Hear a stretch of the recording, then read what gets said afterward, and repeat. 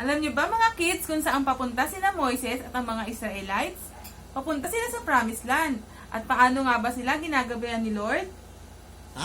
Sa umaga, gumagamit si Lord ng ulap at sa gabi naman ay apoy. Tama ka dyan, Manoy. Hindi talaga sila pinabayaan ni God. Pero, kung napansin niyo sa story, parang puro reklamo ang mga Israelites. Nagugutom sila at nauuhaw. Oo, Manoy. Dahil napapagod na sila, kakalakad ng lakad, aba, mas gusto pa nilang bumalik ng Egypt ulit. Kayo ba mga kids, mahilig din ba kayo magreklamo pag nahihirapan na kayo?